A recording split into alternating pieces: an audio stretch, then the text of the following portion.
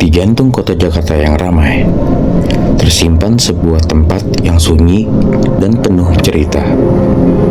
Museum Taman Prasasti. Museum ini terletak di Jalan Tanah Abang, Jakarta Pusat.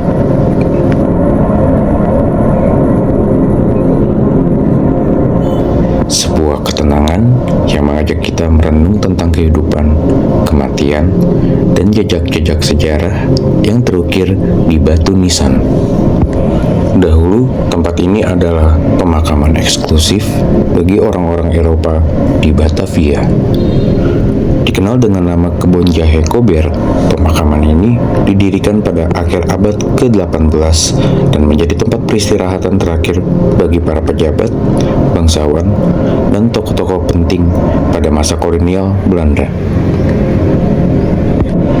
Bersama rekan-rekan saya, kami melakukan observasi dan mencari sejarah di balik Museum Prasasti.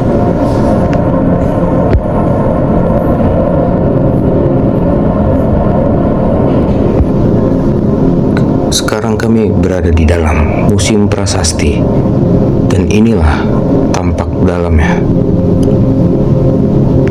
Di sini sudah terlihat banyak sekali batu nisan yang berjajar dan juga beberapa patung yang akan kita bahas nanti. Ini adalah lonceng kematian. Di masa kolonial, lonceng ini dibunyikan sebagai tanda penghormatan terakhir, sebuah panggilan hening yang meningkatkan akan kefanaan hidup manusia.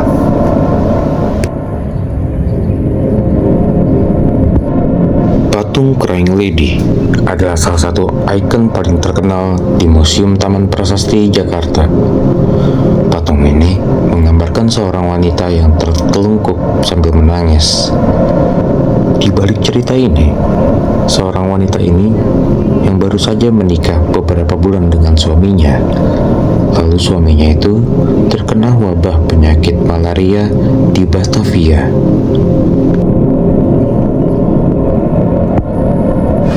Kami terus melanjutkan perjalanan dan melakukan observasi.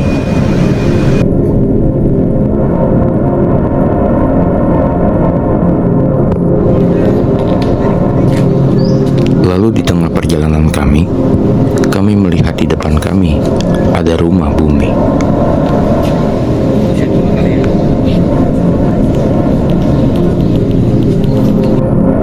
Ini adalah tampak luar dari rumah bumi. Lalu, kami akan coba memasuki apa yang ada di dalam rumah tersebut. Bangunan ini merupakan pemakaman dari keluarga Van Delden. Ambrosius Johannes Willebroordus Van Delden. Tokoh ini sempat beberapa kali menduduki jabatan penting. Terakhir, ia bertugas sebagai kepala perdagangan VOC.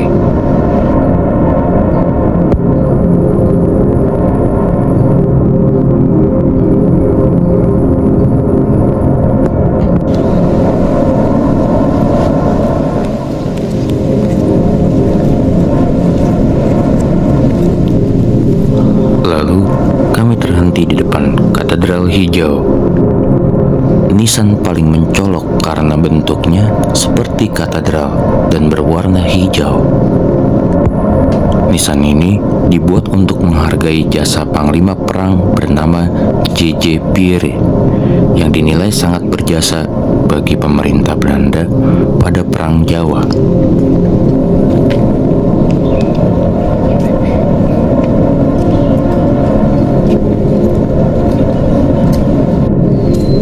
Meskipun di tengah terik matahari yang panas, tim kami masih memiliki semangat untuk melakukan pencarian dan observasi. Kemudian, kami menuju ke pemakaman Olivia Mariamne. Makam ini bentuknya seperti mimbar, lebih tinggi dari makam di sekitarnya. Olivia meninggal karena malaria di usia 40-an. Yang menarik, tepat di samping makam Olivia, terdapat makam Leiden yang merupakan sahabat Raffles dan konon selingkuhan Olivia.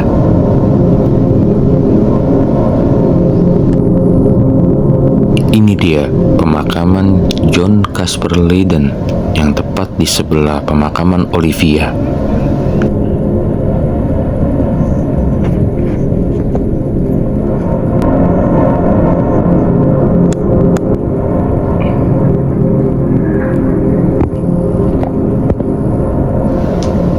Kami akan terus melakukan perjalanan untuk mencari pemakaman selanjutnya.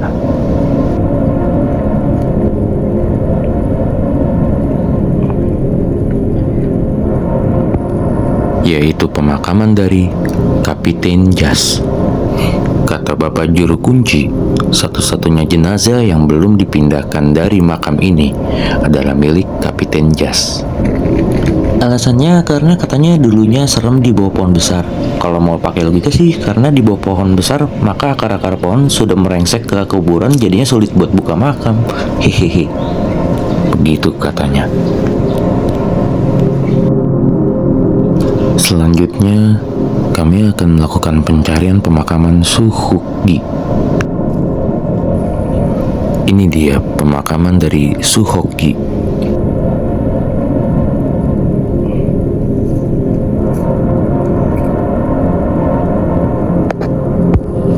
Suhokgi adalah seorang Indonesia. Ia dulunya seorang aktivis mahasiswa yang terkenal begitu vokal ketika masa Presiden Soekarno. Selain itu, Hokgi juga mendirikan organisasi mahasiswa pecinta alam atau disingkatnya MAPALA di Universitas Indonesia. Tak jauh dari pemakaman Suhokgi terdapat pemakaman L. Launi atau Lodewijk Launi. Dulunya, Launi seorang direktur jenderal finansial Hindia Belanda. Lodewijk Launi yang lahir tahun 1797 di Copenhagen, Denmark. Tahun 1814, Launi masuk tentara Belanda jadi bagian kavaleri dengan numpang kapal perang Evertsen dari Belanda ke Hindia Belanda sampai ke Batavia tahun 1816. Ini adalah monumen pecah kulit. Terdapat kisah di balik monumen ini yang sangat mengerikan. Monumen ini menceritakan kisah tragis dari pemberontakan terhadap pemerintahan kolonial Belanda pada masa lalu. Hukuman yang kejam terhadap para pemberontak, termasuk pengulitan, menjadi asal-usul nama pecah kulit. Setelah semuanya selesai, kami akan melakukan wawancara terhadap staf yang ada di museum tersebut. Permisi Bapak, selamat siang. Selamat siang. Ya, ini Bapak namanya siapa? Sebagai apa di sini? Ya, perkenalkan nama saya Eko Wahyudi, biasa dipanggil Yudi. Saya adalah salah satu staf edukasi dan informasi di Museum Prasasti. Oke, baik Pak. Baik Pak, kami dari mahasiswa Institut Bisnis dan Informatika Kosgoro 1957 di Jakarta Selatan. Selamat datang. Nah, kami kemari dengan tujuan untuk tugas film dokumenter, Pak. Oh iya, siap. Jadi kami di sini ingin memberikan satu atau dua pertanyaan yang mungkin umum ya Pak, pertanyaan Ya, umum. silakan. Baik, untuk pertanyaan pertama, kira-kira dari Museum Prasasti ini sejarahnya apa ya Pak? Ya, jadi Museum Prasasti ini adalah salah satu museum milik Pemprov DKI. Kita di bawah UP Museum Kesejarahan. Kenapa disebut Museum Kesejarahan? Karena Museum Kesejarahan itu membawahi 4 museum milik Pemprov DKI yang berhubungan dengan sejarah kota Jakarta pada umumnya. Nah, jadi ada Museum Sejarah Jakarta, ada Museum Prasasti, ada Museum Juang 45, dan ada Museum FK Tamrin. Nah, Museum Prasasti ini adalah salah satunya museum outdoor milik Pemprov DKI karena semua koleksi yang ada di museum ini berada di luar ruangan. Oke, baik. Atau dan tidak ada koleksi yang berada di dalam ruangan. Nah, kenapa bisa seperti ini? Karena kita awalnya adalah pemakaman umum khusus untuk warga-warga asing yang tinggal di kota Batavia. Dulu namanya Kerkhoffland. Kalau orang Belanda menyebutnya, kalau orang Indonesia menyebutnya kebun jahe Kober. Karena berada di wilayah kebun jahe, sedangkan Kober kan sebutan pemakaman ya di zaman itu ya. Oh ya. Nah, dibangun tahun 1795 tepatnya pada tanggal 28 September. Tempat ini memiliki luas awal mencapai 5,5 hektar. Luas sekali ya. Luas sekali betul. Kenapa mereka membuat pemakaman luas seperti ini? Karena pada saat itu kota Batavia sedang terserang wabah penyakit. Salah satunya adalah malaria, kolera, dan penyakit tropis lainnya. Sehingga proses kematian berjalan cepat, sehingga pemerintah Belanda harus membuat pemakaman yang cukup luas untuk memakamkan jenazah-jenazah orang yang meninggal pada saat itu. Oke, baik. Pemakaman ini bertahan sampai tahun 1975. 1975. Pengelola terakhirnya adalah Yayasan Palang Hitam milik keluarga Pangabean. Keluarga Pangabean. Ya, jadi dari Belanda diserahkan ke keluarga Pangabean. Pangabean mengelola tempat ini untuk pemakaman orang-orang Nasrani. Makanya Sohogi dan Misribut itu bisa dimakamkan di sini karena dia orang Indonesia kan harusnya nggak bisa. Cuman pada saat itu Belanda sudah nggak ada, yang mengelola juga orang Indonesia. Akhirnya orang-orang Kristen bisa dimakamkan di sini. Sampai tahun 1975, pada saat itu Pemprov DKI meneliti bahwa tempat ini ternyata masuk ke ring 1 Istana Negara. Jadi kok di dekat istana ada pemakaman? Tentu saja mungkin ada efek yang negatif ya, karena kan kalau pemakaman itu kan membawa aura negatif ya, sehingga Pemprov DKI mengangkat semua jenazahnya lalu dipindahkan ke tanah kusir dan Menteng Pulo, dimakamkan secara massal. Nah, setelah semua jenazah diangkat, batu-batu nisan kita tata ulang sedemikian rupa dan kita resmikan jadi museum prasasti pada tanggal 9 Juli tahun 1977 dengan luas 1,3 hektar. Nah, jadi koleksi kita itu terdiri dari prasasti nisan. Yang pertama itu dari orang-orang Belanda yang meninggal antara 1600 sampai 1700-an atau 1800. Mereka itu tidak dimakamkan di sini. Di sini baru dibuka 1795. Tapi nisannya berada di sini karena dipindahkan dari pemakaman sebelumnya, yaitu yang sekarang jadi Museum Wayang. Museum Wayang. Ya, itu kan dulu gereja, bawahnya kuburan. Nah, jadi dipindahkan ke sini. Nah, tapi kalau yang asli dimakamkan di sini itu yang terbuat dari batu marmer yang diimpor langsung dari Italia. Jadi kalau yang batu andesit yang hitam yang besar itu pasti jenazahnya tidak di sini karena itu batu dari gereja. Kalau yang asli di sini pasti tulisannya 1800-an semua karena mereka dimakamkan di sini.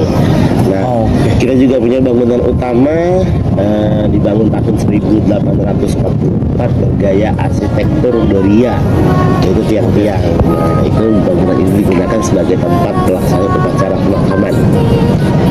Nah, jadi lahan seluas 1,3 hektar ini ya sudah cukup untuk merawat dan menata batu-batu nisan milik orang Belanda yang pernah tinggal di Batavia. Dan ini jenisnya adalah pemakaman bangsawan. Ya, karena kalau orang Belanda itu sebenarnya punya dua jenis pemakaman, bangsawan dan militer. Kalau yang militer itu kalau di Jakarta ada jadi Menteng Pulo dan Ancol. Mereka menyebutnya RFL. Sedangkan kalau di sini kan Kerkhoff, jadi orang kaya. Ya mirip-mirip San Diego Hill lah. Tapi kalau di Menteng Pulo itu biasanya mirip-mirip kayak Kalibata, PMP Kalibata seperti itu. Dan rata-rata kalau di seluruh Indonesia itu Kerkhoff itu diserahkan ke pemerintah daerah seperti Panel di Surabaya, di Semarang, dan beberapa daerah lainnya seperti di Aceh itu dikelola oleh pemerintah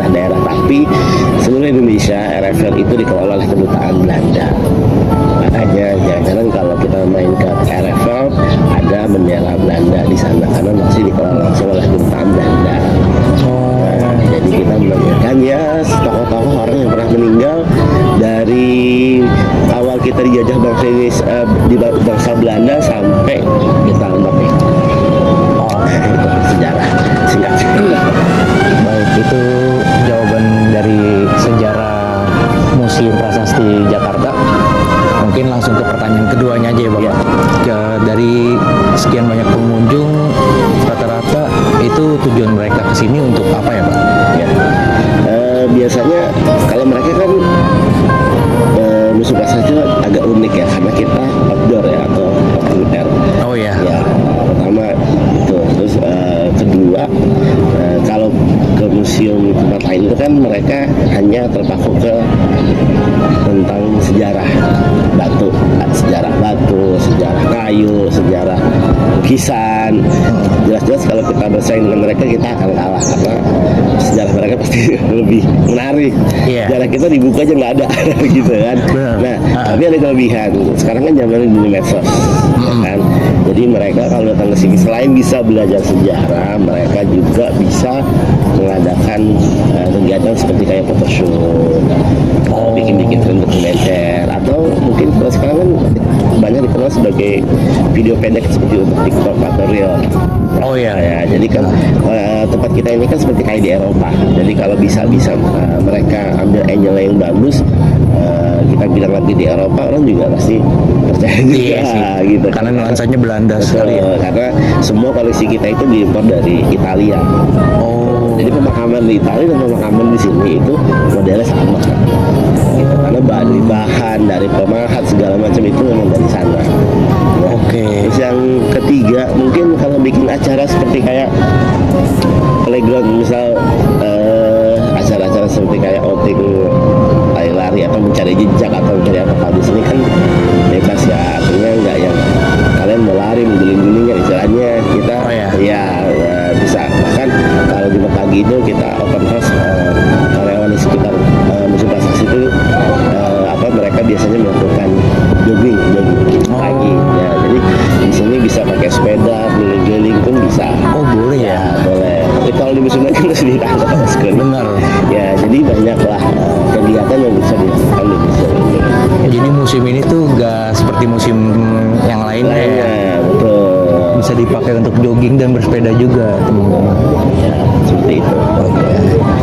Baik Bapak, terima kasih banyak atas waktunya. Ya, Mungkin itu sama-sama. saja dari kami pertanyaannya. Terima kasih banyak Bapak. Selamat Semoga siang. ada saya menjelaskan. Selamat siang. Apa biarlah aku menikmati semua anugerah hidupku. Setiap tulisan dan prasasti di sini adalah cerita yang tak terhapuskan. Museum Prasasti mengajak kita untuk merenung, belajar, dan menghargai warisan budaya bangsa.